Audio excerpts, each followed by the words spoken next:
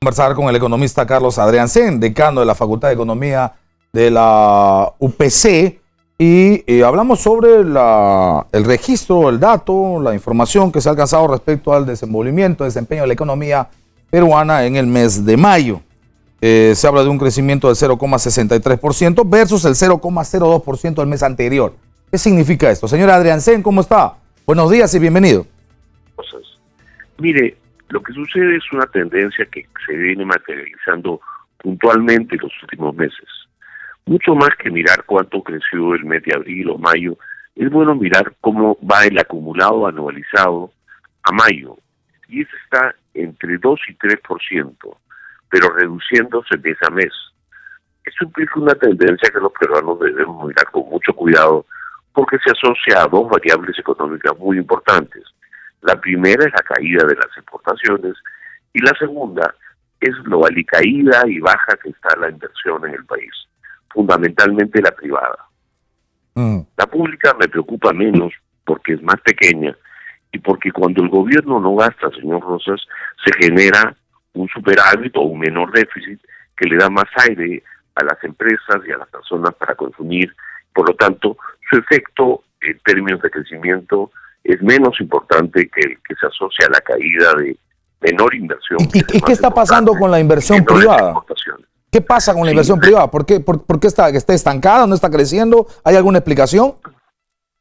A ver, desde hace un buen tiempo hay un conjunto de políticas tributarias para apretar más, regulatorias, para hacer más trabas, que vienen haciendo, por ejemplo, que el PBI de construcción entre el 2018 y el 2013 crezca, señor Rosas, 0% en promedio.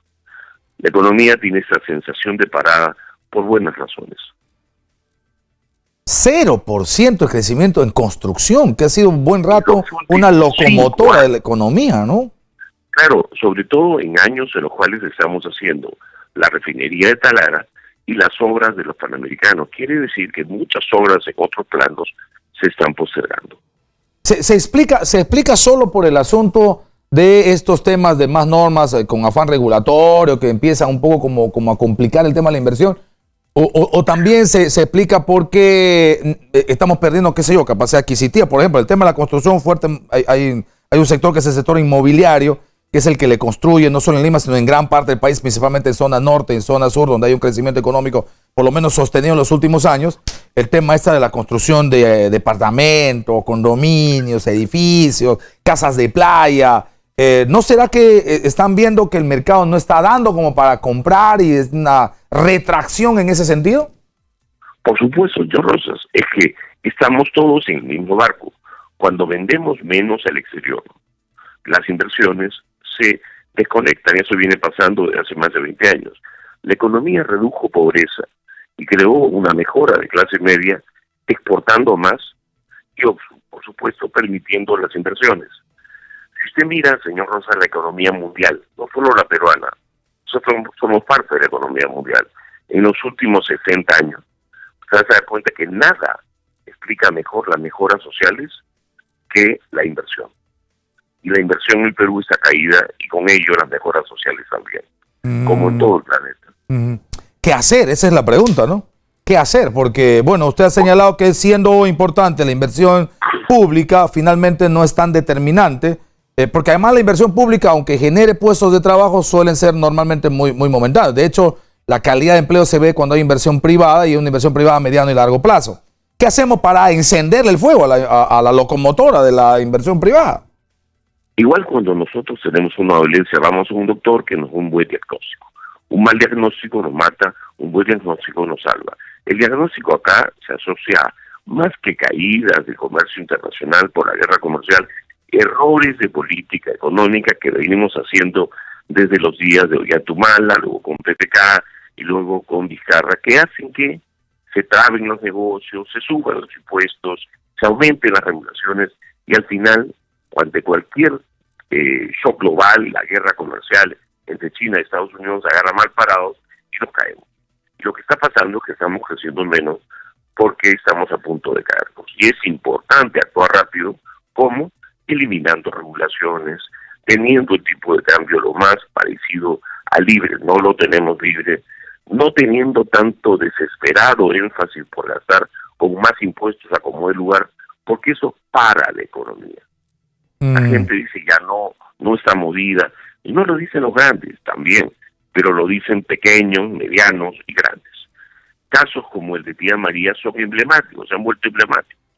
La gente grande quiere ver si este país cumple la ley o no. Lo hace pésimamente el gobierno. Ok, es decir que los inversionistas están mirando lo que pasa en Tía María y por supuesto en función de cómo se porte el gobierno, de cómo se garantice o no se garantice esa inversión, podemos terminar con lo que usted acaba de señalar y que me parece preocupante. Estamos a punto de caernos. ¿Qué falta para caernos? Sí, señor Rosas, y esto involucra a todos los peruanos. La gente está mirando ahí. Fíjese, a fines de la administración de García, la inversión minera llegaba a 10 puntos del PBI. En los últimos años está en 2% del PBI y su ritmo de crecimiento es estancado. De alguna manera, Tía María, con todo lo mal que se ha tratado el asunto, es emblemático para minería y otros sectores están mirando.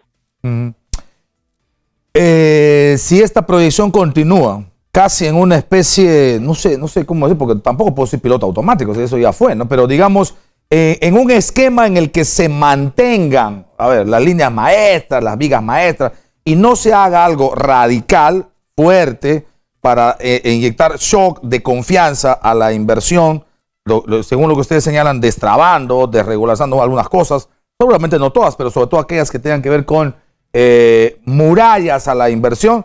Nuestro crecimiento que llegará pobremente a 2.5, 3 a finales de año, según usted cree. En la actualidad estamos en algo más de 2.5 a mayo. Nótese, estacionalmente mayo y junio son los picos de producción desde el punto de vista del año. Y por lo tanto lo que queda para el próximo, para lo que va del año, es algo más cercano de 2 que de 3. El problema no es ese. El problema es la tendencia que tiene varios años. Y el 2020 pinta más feo todavía. Y ahí aparece el fantasma de la palabrita recesión, que es cuando la producción cae por 2 trimestres o cae anualmente. Ahora, parece que va a ser, discúlpeme usted, pero parece que eso va a ser inevitable, porque definitivamente lo que usted está señalando no está en agenda ni del actual ministro, el señor Oliva, ni mucho menos del señor presidente de la República, que por supuesto lo que está haciendo es continuar la lógica que ha movido hasta ahora en los últimos años al MEF, y yo creo que al propio PCR también, pero principalmente al MEF, o sea, seguir con esta con la lógica que nos está llevando ahora mismo a este crecimiento bajísimo y ojalá no a la posibilidad de no crecer y lo que es más de crecer y llegar a recesión, ¿no? Fíjese, la receta común entre Humala, Kuczynski y Vizcarra es el famoso impulso fiscal. El Estado se mete, toma control, sube los impuestos, pero gasta pésimamente, gasta con ineficacia, gasta sin eficiencia y gasta con una corrupción que sigue vivita y coleando, y esto obviamente espanta a los privados y para la economía. Correcto. Hay que cambiar esa receta, no ayer, sino ya. Y la pregunta del millón es, un presidente que está enfocado en sus propios cambios constitucionales y que sigue la misma inercia de Humala y de PPK a pesar de la corrupción, ¿va a lograr que esta tendencia recesiva se reduzca? Yo diré, poco probable. Lo peor del asunto es que la factura no, lo peor del asunto es que la factura no la va a pagar él, ¿no? La factura no la va a pagar el gobierno, no la va a pagar ni el señor Oliva, no el señor Vizcarra. La paga el pueblo. La vamos a pagar todos. Bueno, ok. Mire, la producción de un país, señor Rosas, es básicamente consumo.